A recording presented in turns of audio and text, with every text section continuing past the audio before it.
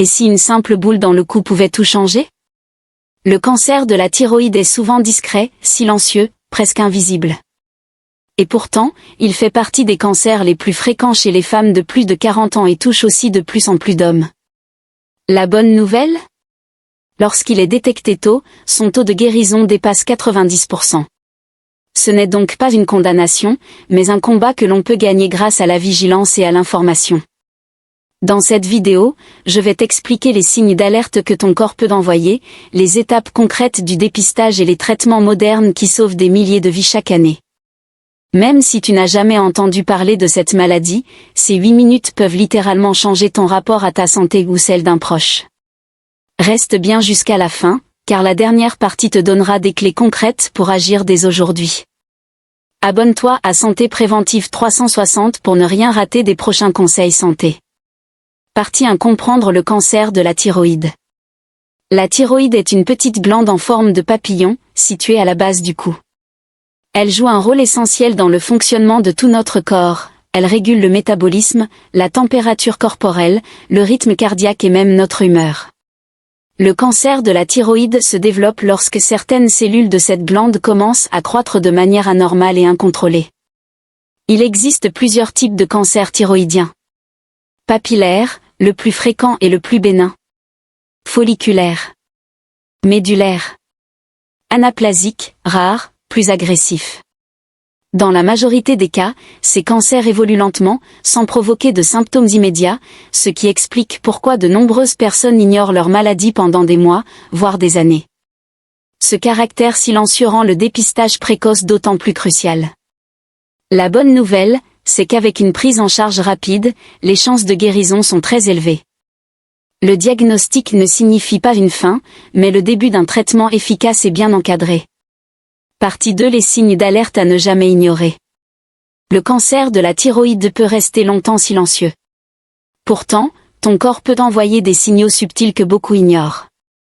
Le premier signe le plus fréquent est l'apparition d'une boule ou d'un nodule au niveau du cou, souvent indolore. Ce n'est pas toujours un cancer, mais cela nécessite systématiquement une évaluation médicale. D'autres symptômes peuvent apparaître.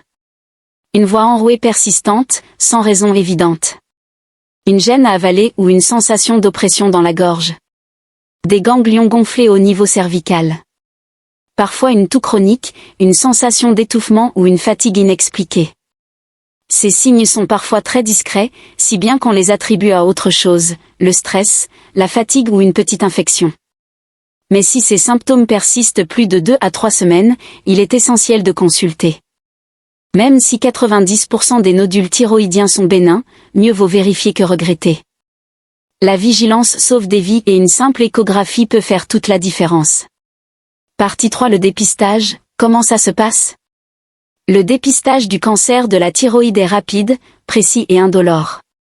La première étape est une consultation médicale, le médecin palpe la base de ton cou pour vérifier la présence d'un nodule ou d'une anomalie. Si quelque chose est détecté ou si tu présentes des facteurs de risque, il prescrira une échographie thyroïdienne. Cet examen simple et sans douleur permet de visualiser la glande thyroïde en détail. En fonction des résultats, des examens complémentaires peuvent être réalisés. Prise de sang pour évaluer la fonction thyroïdienne, TSH, T4, calcitonine. Biopsie à l'aiguille fine pour analyser les cellules suspectes et confirmer ou non la présence d'un cancer. L'échographie est souvent suffisante pour rassurer, mais elle permet aussi d'orienter rapidement vers un traitement si nécessaire. Ce qui est encourageant, c'est que la plupart des cancers thyroïdiens sont découverts à un stade précoce, souvent grâce à ce type de dépistage. C'est ce qui explique le taux de survie très élevé. Ce n'est pas une fatalité, mais une opportunité d'agir à temps. Partie 4. Les traitements efficaces aujourd'hui.